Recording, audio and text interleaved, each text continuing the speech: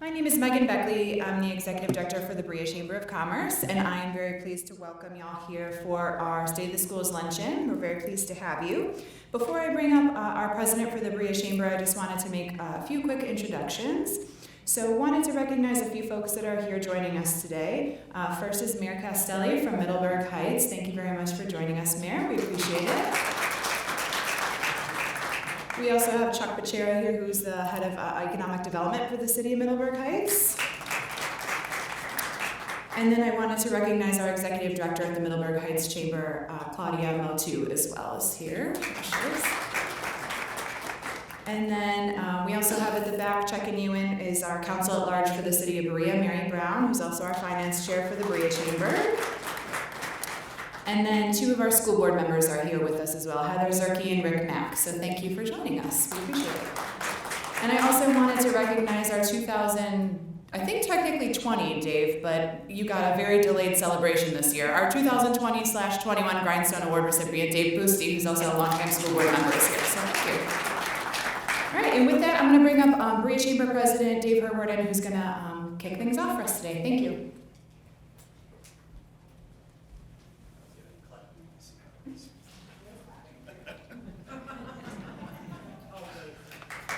Thank you, Carla. Good afternoon, everyone. Thanks for being here today for the State of Schools luncheon. Definitely appreciate everybody taking the time out of your day to come here today. As well, I want to recognize everybody that's here from the Middleburg Heights Chamber as well. We partnered with Middleburg on this event every year. We alternate who hosts, so definitely appreciate everybody being here. This microphone's really loud. I want to introduce Tracy Wheeler, Superintendent of the Berea Mid-Park City School District. We're excited to have her here today to give us an update on what's going on with the schools. A little bit of information on Tracy. Tracy obtained her bachelor's degree in elementary education at the Ohio State University. She obtained her master's degree in curriculum and instruction from Cleveland State University, her principal licensure from BW, and her superintendent licensure from Kent State. During this time, Mrs. Wheeler began her teaching career at Fairfax County Public Schools in Falls Church, Virginia. From there, she moved back to Ohio and was hired by Mayfield City Schools as a middle school ELA math teacher. She then became the gifted coordinator, gifted intervention specialist at South Euclid Lyndhurst City Schools. Tracy spent 15 years at Brunswick City Schools, where she held positions of gifted coordinator, assistant high school principal, and assistant superintendent before we stole her over here in Berea. She is the first female superintendent in the Berea City School District history and began serving in 2019. She was named as one of the 2020-2021 superintendents to watch by the National Public Schools Relations Association.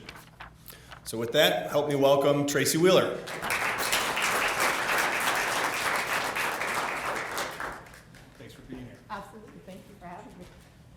I just got to say, listening to all that just makes me feel old. I don't know if it's anything more than that. But good afternoon. I'm so glad to see everyone today. It's nice being here today. I think back to 2.5 years ago when we did this first at BW. I knew no one walking in. So today, seeing so many familiar faces here is just an added comfort to me. That the acclamation to the district and to the community. So I want to give a quick thank you to both Megan and Claudia and the chambers for the invitation for me to share our State of the Schools today. It's always a great time for me to be able to highlight all the great things that we're doing in the district, so thank you. Again, I know they introduced both our board members. I appreciate having back there both Heather and Rick Mack. I appreciate you being here and the support that you show for the district day in and day out. And I can also continue today with the whole row that's back there. We said it's like church. You always sit in the back, literally. But I have a great representation from my team of administrators. They're all sitting in the back row, who play an incredibly critical role in the work that we do in the district. And their support here today, for me, I want you to know it doesn't go unnoticed. So thanks to all of you back there. All right, we have just a special treat for you today. So I think everyone knows in school we're more than just about the academics. and it's what makes school so important. So our schools provide so many different opportunities for our students and our student body beyond what's in the classroom. So today, I want to introduce you to some of the cast members from our musical, Mary Poppins, that will be presented by so many of our talented students in our new auditorium beginning April 8th and running through April 10th. So at this time, please welcome Ms. Sarah Novak and some of the cast members of Mary Poppins.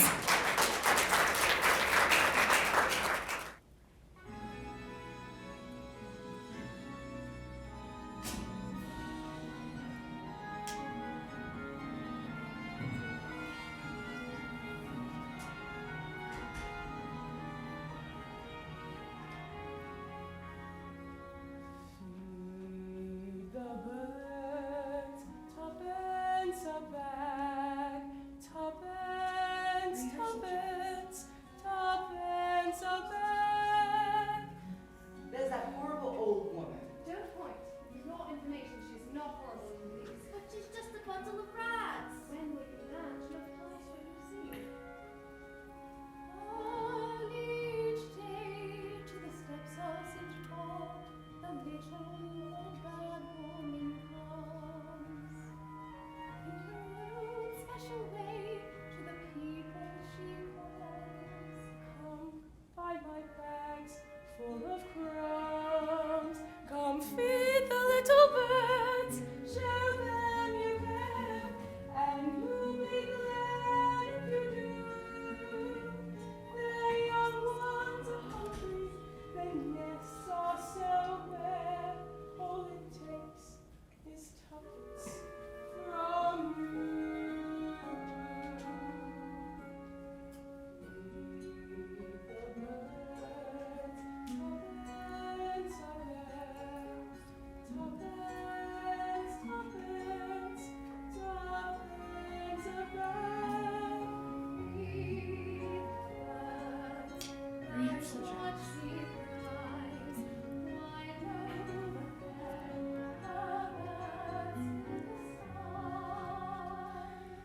What are you doing?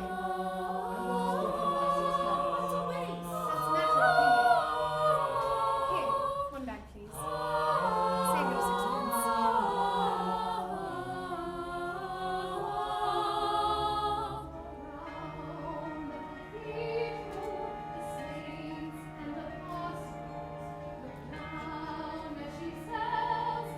Rehearsal tracks.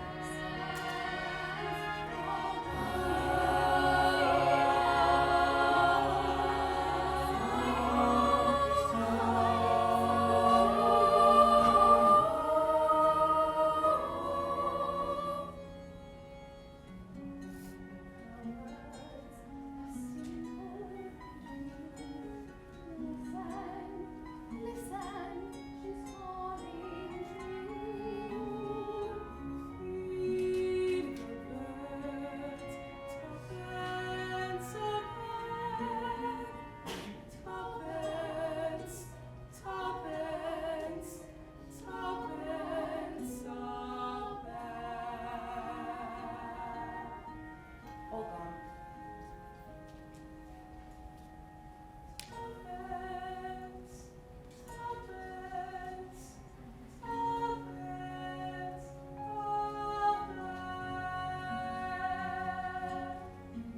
Rehearsal tracks.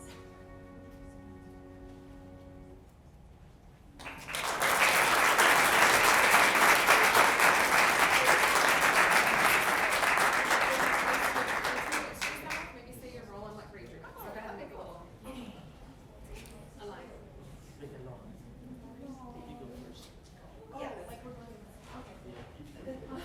Hi, my name is Sylvia Bordelwa. I am a senior, and I play Mary on my on nights and Miss Andrew the Bee on my off nights.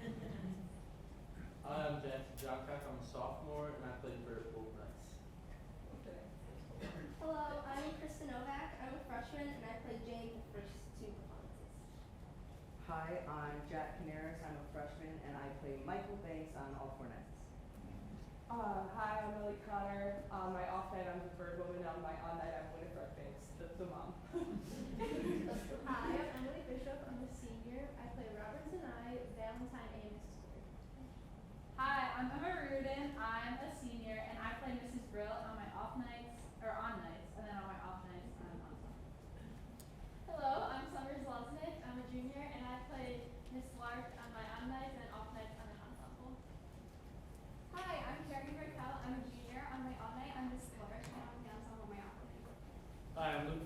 senior.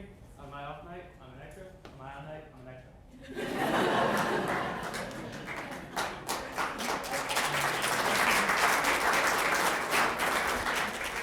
So again, thank you guys so much for coming. I just love, I was, was introduced a former high school principal, and this is the heart and soul of what we do in school, right? That these kids love being a part of this.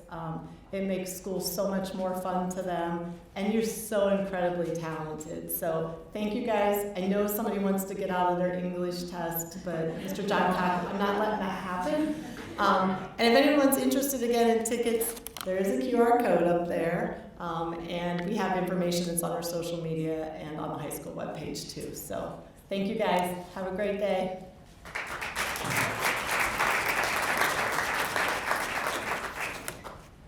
All right, now to the meat and potatoes. So I want to start today just with, and Christina Capretta, who's my Director of Marketing and Community Relations, reminded me of this story when we started to talk about today.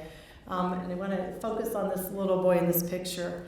So this was, I kind of forget, we get bogged down in all the craziness that goes in our jobs, but it goes back to the reason, the purpose why we do what we do. And this story brought a smile to my face. As I was going around to the buildings on the first day of school last August, I started off at the middle school and ran into a family who had just recently enrolled in the district. This family consisted of parents who had immigrated from the Middle East. The mother, who had a lot of trouble speaking English, had her older daughter helping her navigate around the school and communicate with me. The mother had some questions about having to possibly travel back to the Middle East during the school year and how that would impact her child's education. The son had this unbelievably contagious smile. Asked him where he was going, if he was a student in the district, third grader, he's at Brook Park Elementary. I wished him a great first day of school. Told him, I'm gonna come see you sometime, right? Just make him feel good about it. But I told him, I'm gonna come see you sometime.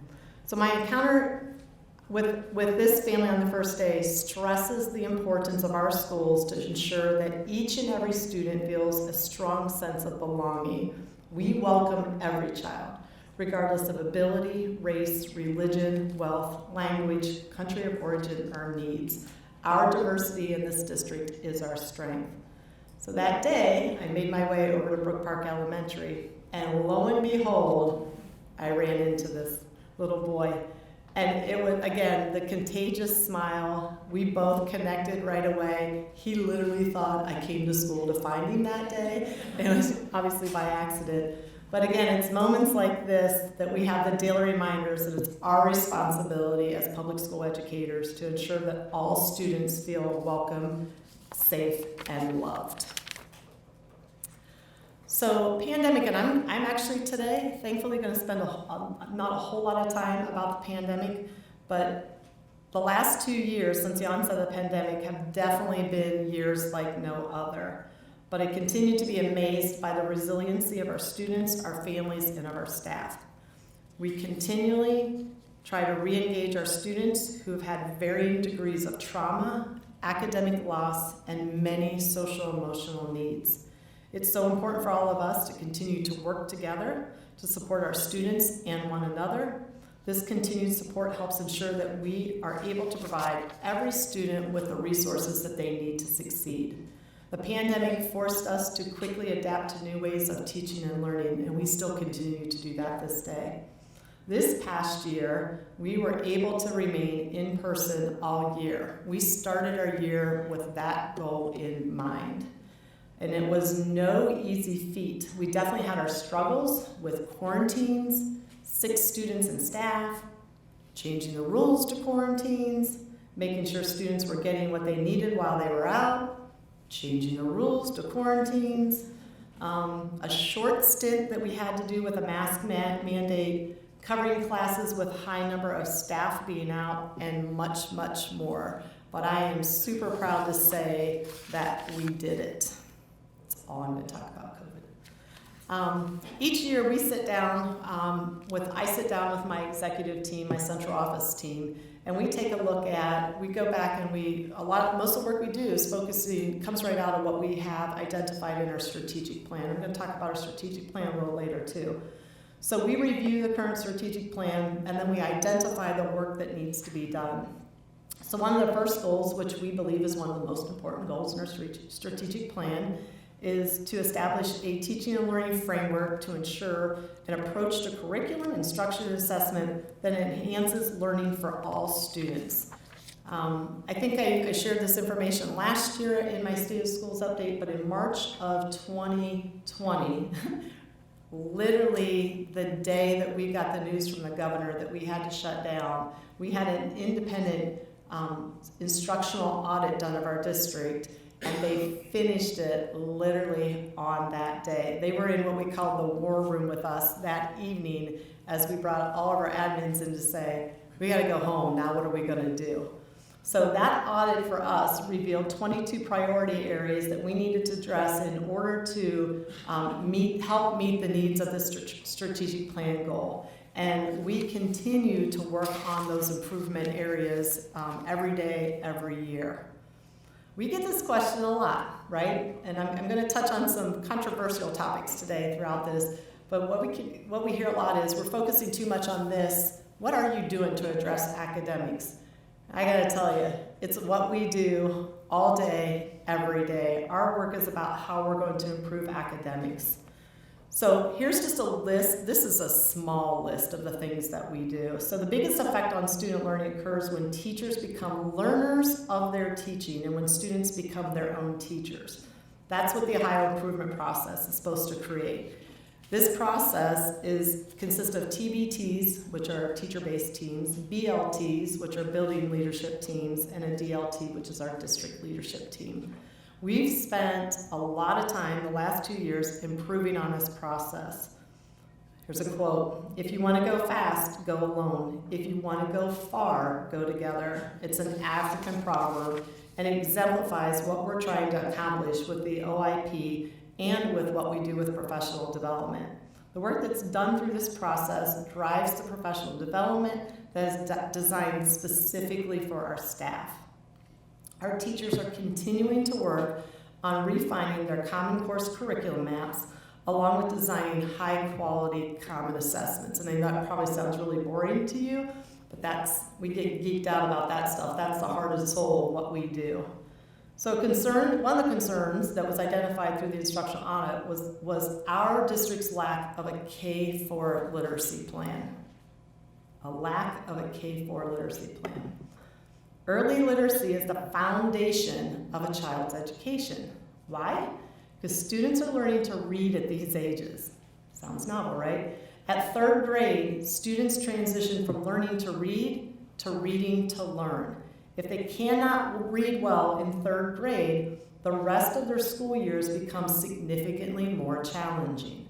So our Department of Academic Affairs, along with the input from our teacher leaders and with our building administrators, addressed the need for this literacy plan, and it has been fully implemented this year. So when we talk about how we're going to address academics, we hear about our report card. We believe this is one of the things we're going to get a big bang for our buck in doing, because we haven't had that focus and we needed to refocus that.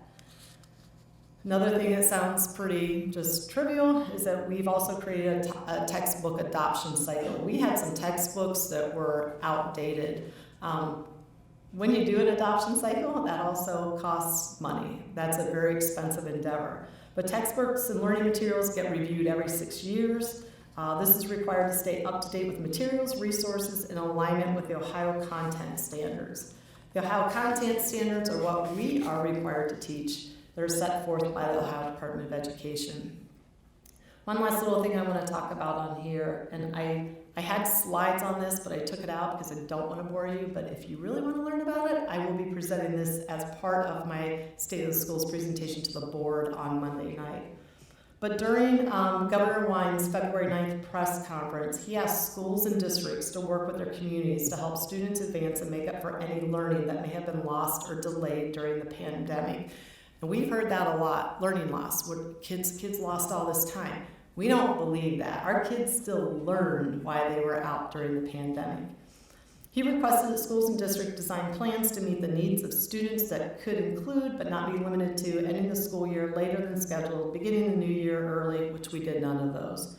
Summer programs, tutoring, remote options would be considered, and then the governor asked schools and districts to provide a plan to the public and to the General Assembly no later than April 1st of last year. So on here where it says Atlas Plan, that is the plan that we created. Atlas stands for All Titan Learners Achieve Success.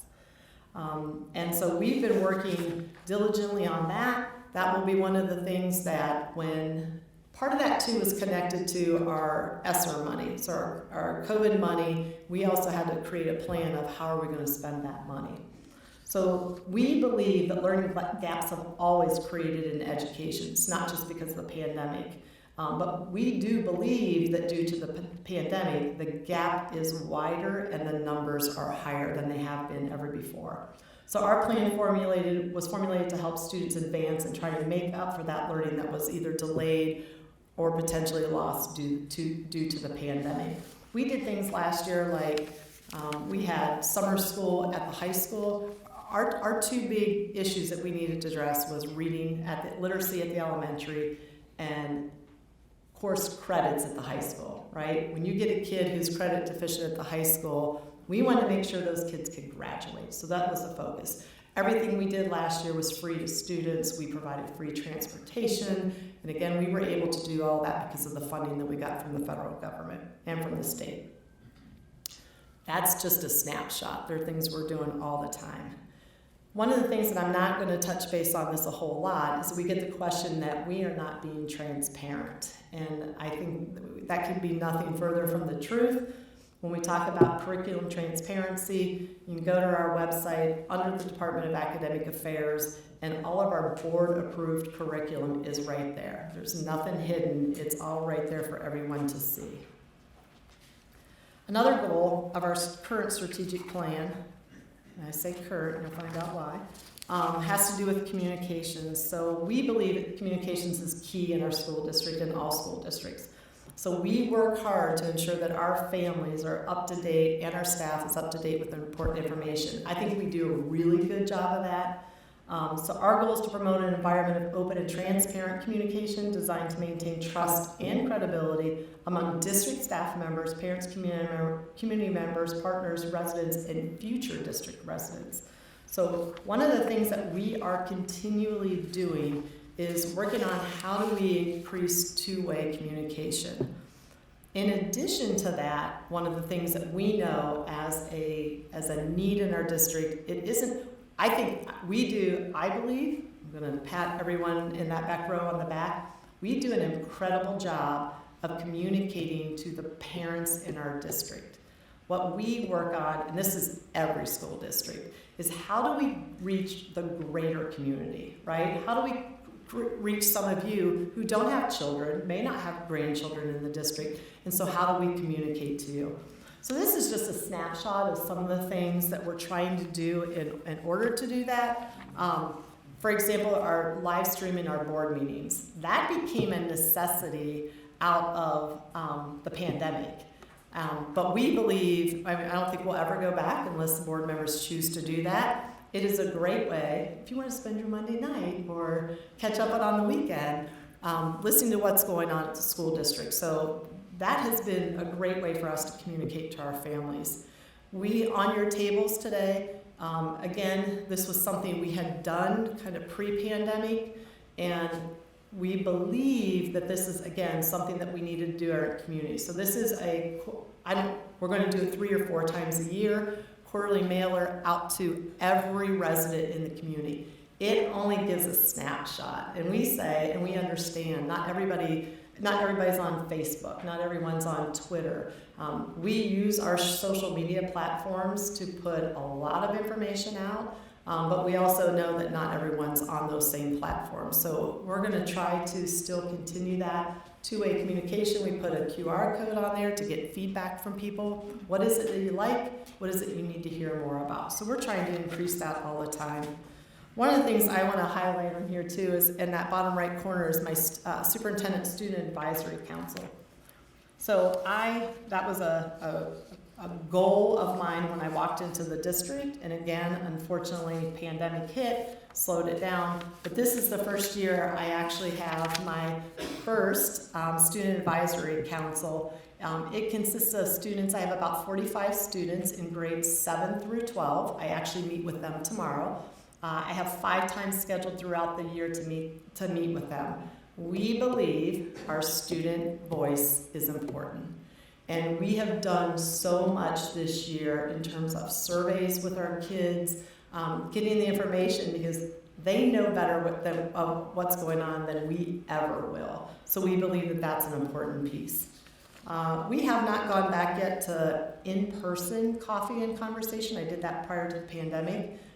But we also found that we have more participation in that if we do that virtually and we do it via Facebook. But we're looking all the time to improve the things that we're doing to communicate and get the responses from our community.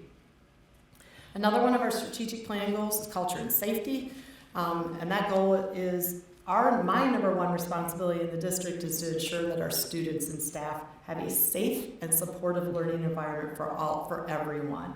So our current strategic plan encompasses so many different facets of our school community. So from promoting diversity, equity, and inclusion to providing an evidence-based program that targets our middle school girls, we continue to do all that we can to provide a safe learning environment for all of our students. So it was kind of a theme and continues to be our theme that in our challenges we find opportunities. So COVID forced me and the district to increase our two-way communication. And again, we believe that's only going to help us be stronger. One of the things, and I'm not going to go into each one of these because there are parts and pieces of this that I'm going to talk about a little later. But one of the things that we, each year, we have a district safety committee. And each year our district committee gets together, we discuss our district safety plans, our safety drills, and then any of the other necessary updates that we need in order to keep our students and our staff safe. So this past year, one of the items that we talked about included the need for a new video that's shown to all of our students at the beginning of the year with information about ALICE drills and rally points. So as a result of that conversation, though, what we decided to do is we actually switched from ALICE, which some of you may know from your own businesses, to run, hide, fight. So this drill was introduced, this method of doing our safety drills was introduced. We had students, we had our Polaris, our video program at the high school, videotape new drills for our kids. So we use run, hide, fight now instead of ALICE, which is incredibly similar to ALICE, but it focuses on more direct options if an event actually occurs in the building. That's a big one for us. This is, and actually, Brianna Cates, who is in the back, she is our nutrition services coordinator. And I think this is just amazing for us. We know that students can't learn until their most basic needs are met. And one of those most basic needs is food. So we know that many of our students rely on being in school to receive free breakfast and lunch, and that was one of the decisions, that was one of the big things that we talked about this year was we need our kids in school. We gotta feed our kids, like it's important, especially now during the pandemic. So the USDA had allowed us flexibility this year, not only to continue free and reduced lunch for our students, but free lunches for every student, free breakfast and lunch for every student. And last summer, our nutrition services crew came in and we fed families all summer long. I mean, they got bags of food to take home, just again to meet their needs. And we know that many of our families are struggling. So this is an interesting number. So far this year, so from August of 2021 to February of 2022, our nutrition services department served 172,948 breakfasts and 299,054 lunches, totaling 472,002 free meals to our families in our district so far this year. So they've done an amazing job. Now, there's a downside to this. The USDA has not approved for this to continue. And we were hoping that at least we could get it to continue through the summer, because that was huge for our families. But unfortunately, that will come to a close on the last day of school. So when we talk about our community and what we need to do, that's going to be a huge void for our families this summer who really relied on that extra food for their families. But again, kudos to Brianna and her crew for all that they've done. So another one of our goals is our physical environment in which our students engage is important to provide a quality education in classrooms, but also everything that we do with our extracurriculars. So our goal is to always provide up-to-date facilities that are safe, efficient, and comfortable that positively impact our students and their learning. So give you a couple snapshots of some of the things that we've done. The fiscal year 21, so really leading up until June, July, we received approximately $972,000 in December of 22 from the Bureau of Workers' Compensation Refund. So these monies, along with our current permanent improvement funds, leftover construction funds, and then the use of our ESSER funds, we were able to do a lot in our district regarding things that had not been done for a long time. And again, you know it, things that need to be done, you gotta have money to do them. So this gives you an example. So of the different things that we were able to do in 21, we were, it's like exciting. It's like, roofs aren't that exciting, but we were really excited about it. I know that Mrs. Rowland at Big Creek was super excited that roofs got fixed, that she didn't have to put buckets in the hallways anymore to catch the raindrops, parents walking through. So we were able to do some roof replacements at Big Creek, at the middle school, and at the administration. We had tiles coming down in our admin building when it would rain, and it was like, oh, we gotta get this fixed. We worked on HVAC at the middle school. We did parking lot repairs, and again, to us, driving around that summer, it was so exciting to see our parking lot repairs. It was a big deal to us. We did a PD room, many of you know it, our Atlas room at the high school. We converted 2 of the classrooms in the new high school into the professional development or community rooms. And then something else that was really, really big was one of our playgrounds. And again, we just didn't have the money to do it.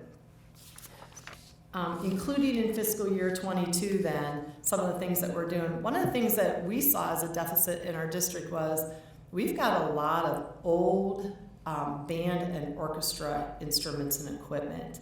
And the district has never set aside funds for replacement. And I give the example, I gotta find it in here, if you wanna know how important it is to set money aside. If you wanna buy a tuba, just a tuba. So we have currently in our marching band, we have 12 tubas, and they're nearing the end of their life. And we need to replace that. It'll cost us about $140,000 to replace just the tubas. So Mrs. Rowe, the treasurer, and I, we sat down and we decided we are dedicating money to that because that's important. And you know, the arts are a huge, important part of what we do in our district.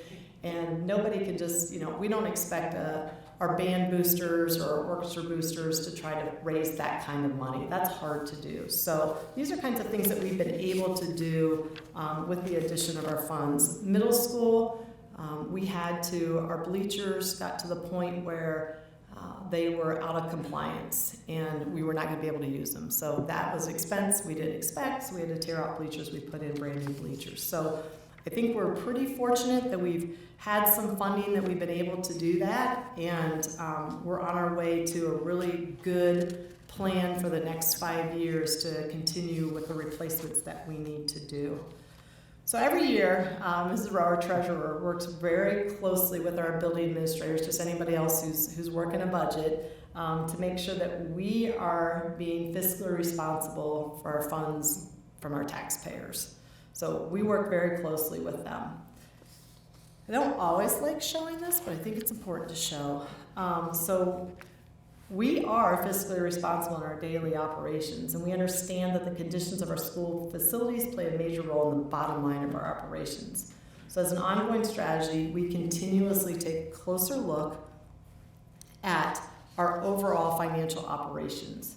So by using emerging technology trends and best practices, the district optimizes purchases and reduces costs, and consistently the Office of the Treasurer promotes and supports the district in building level innovation.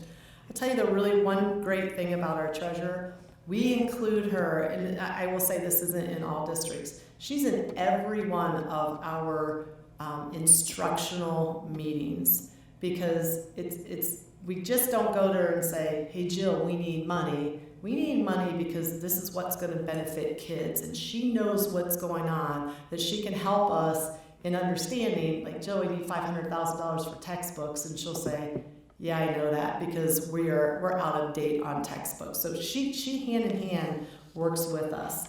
So this is actually a snapshot from the 5-year forecast that Jill presented in November. And she always tells me that the 5-year forecast is only as current as the day it's presented, right? So tomorrow something could change and that blows that up. So she's working on updating our 5-year forecast that will be presented in May, but this is as of November. And, you know, our bottom line is where you get down to the bottom, obviously everything in red you don't want to see. But when you look at that revenue surplus or deficit, that's where we start to get concerned when we go into red numbers. So we think right now we're in a good place, but as I say, our goal is always to stay out of the red. And really the way that we can help reduce some of those costs right now, we're constantly looking at enrollment, which then we're constantly looking at staffing. We look at retirements. We have a veteran staff. So we're looking at, how does having a veteran staff affect our finances? And I think, the longer you're here, the more money you make. So we look at when we have retirements, do we not fill positions based on retirement? So staffing has a big impact on our financials and what we do on the day-to-day. We're in some better places right now because of our ESSER money. We got about almost $15 million in ESSER money.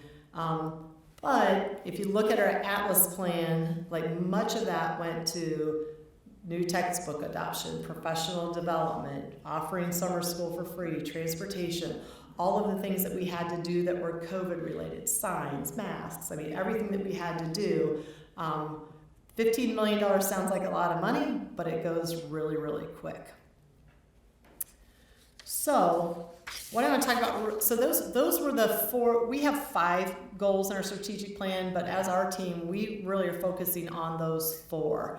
But one of the things to talk about that I think is really exciting, and I said Chuck can probably do the next couple slides for me here because he and his wife and daughter have been a really integral part of the work that we're doing in our district. So our current strategic plan was adopted 6 years ago.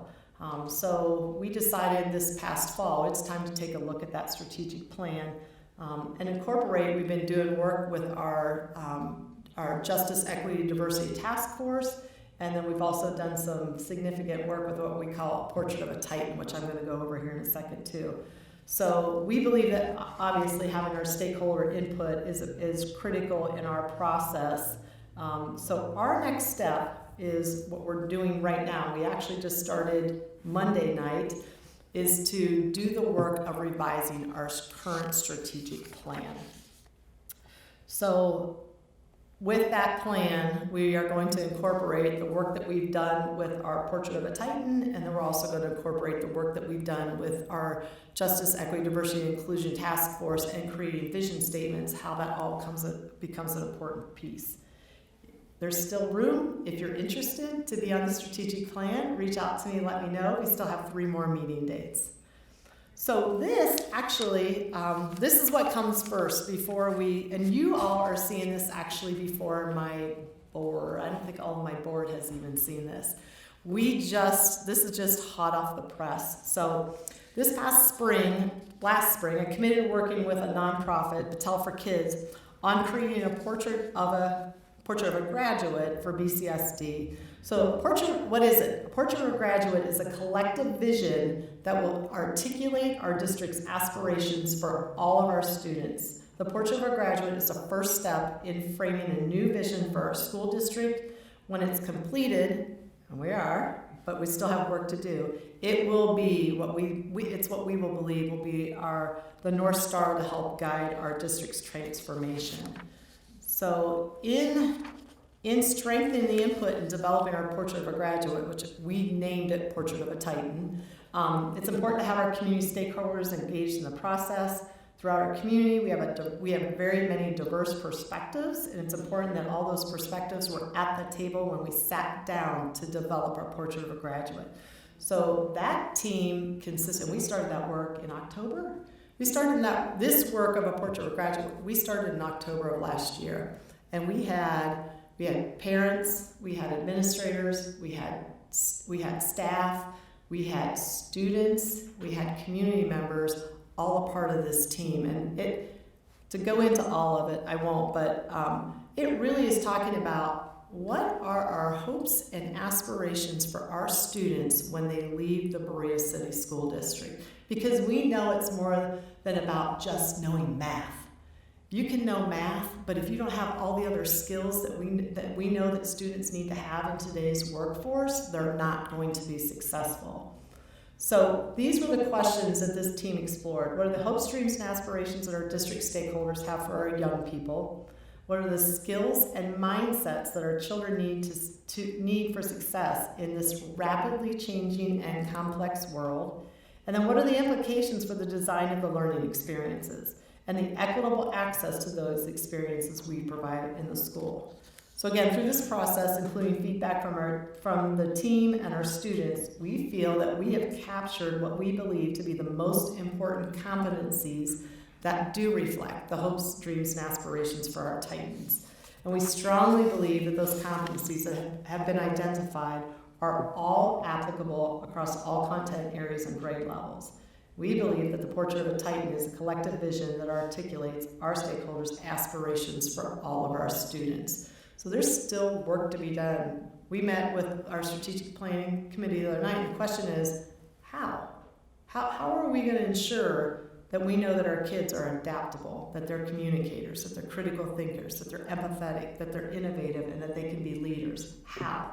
So we've identified what the competencies are, but the real work starts now in how do we ensure that our kids have all these things when they leave? We believe that when they leave our school district, they're going to be successful in whatever they do if they can show these competencies. And those of you who are managing, running, owning businesses, you know that's what you got to look for. You got to look for kids who can, like I say, don't necessarily sit down and tell you all about math, but can they do all these things that you need them to do?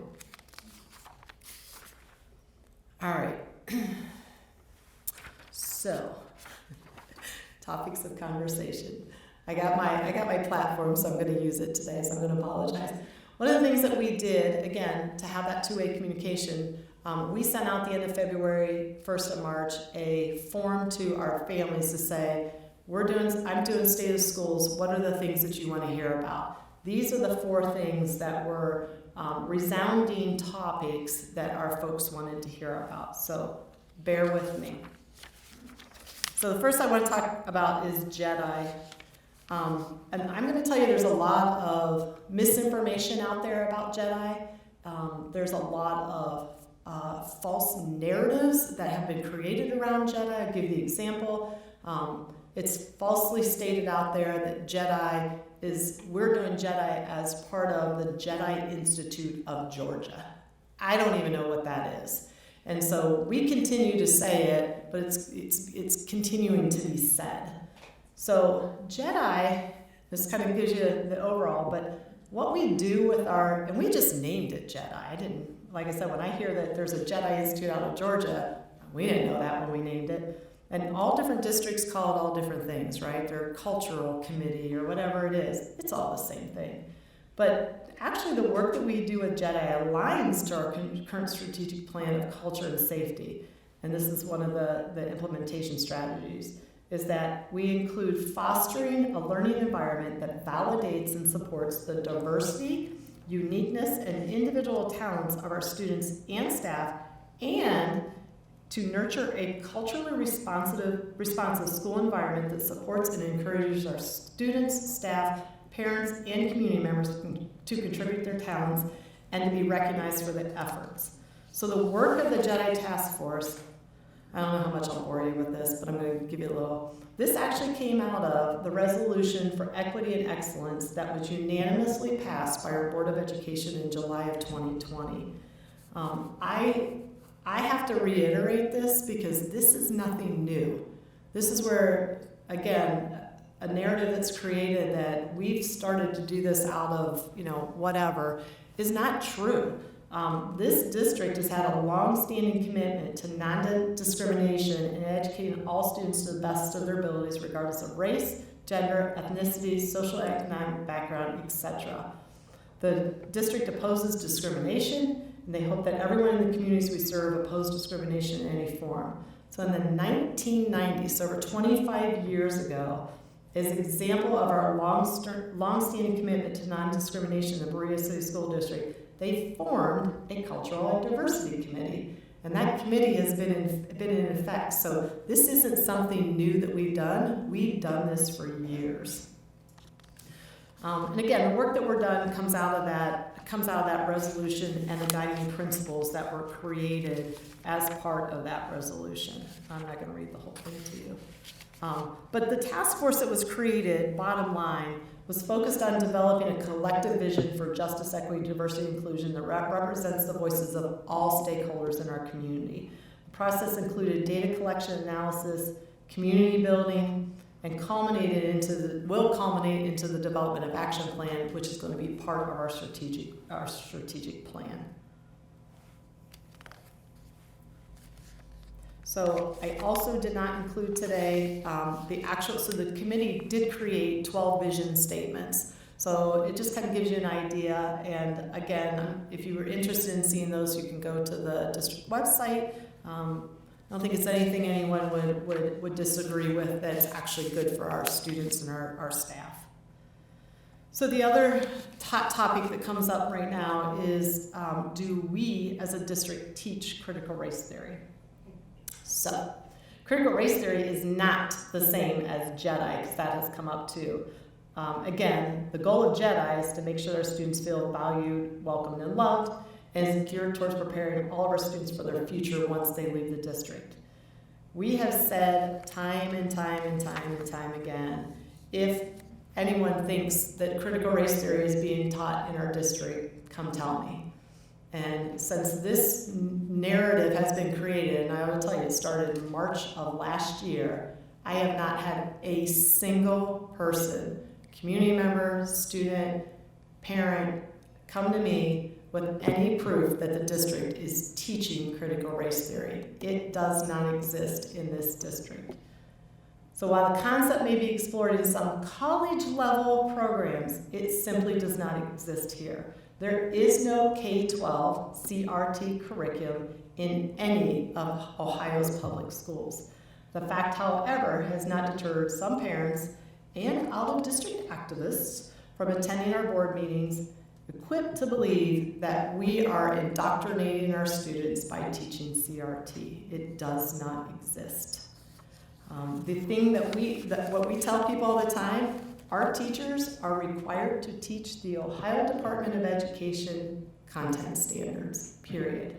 And none of those content standards have anything to do with critical race theory.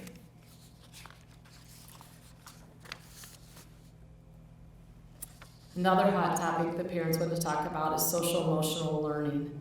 And I know many of you might have seen the social emotional learning umbrella that exists out there.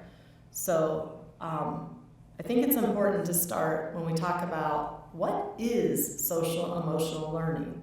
So social emotional learning is a process of learning skills to understand and manage emotions and make responsible decisions to achieve positive goals, period. So our district does different things. This gives you, we have a layered approach to what we do with our students. So we use class lessons at the elementary school to focus on social skills, self-awareness, self-regulation, safety skills, self-efficacy. And as our students get older, it gets more layered, it gets more specific. So we have a good thing that we were able to do with money from Ohio from the governor years ago was we were able to hire what we call student family support specialists. And we now have 5, Lori, am I right? We have 5 of them in the district. They are all licensed social workers to work with our kids. That didn't exist years ago. But again, our students need that layer of support. So those are the kinds of things we do. So one thing I want to point out is what social emotional learning is not. It's not CRT. It's not changing people's values, their beliefs, or their mindsets. And it's not comprehensive sex education. So it's simply what we talked about, what it is. This is what social emotional learning is not. The other thing that came up in surveying our parents was issue of bullying. And Mike Drace, my assistant superintendent, just put out a really, really good video. So if you hear people talking about that in the district, tell them, go to the website. We have a really good video that talks specifically about bullying, what it is and what bullying isn't. And there's a distinct difference. So when parents say we're not, and you may hear that in the community, that we don't address bullying, we don't believe that. We believe that we actually do, and we believe that there's a difference between bullying and what might be selfish actions or disagreements on the part of students, but we do address it. So I'm off my soapbox. The last thing I just want to say, so despite these once-in-a-lifetime series of challenges that we've experienced over the past 2 years, we have been incredibly resilient as a district. I'm incredibly proud of that. Together we've done it, and we've done it as Titans. All of us, everyone in our district, including our families, our community partners, have had to carry heavy burdens, but it's helped hopefully unite us through this pandemic. So we have repeatedly kept flexibility, adaptability, and understanding in mind.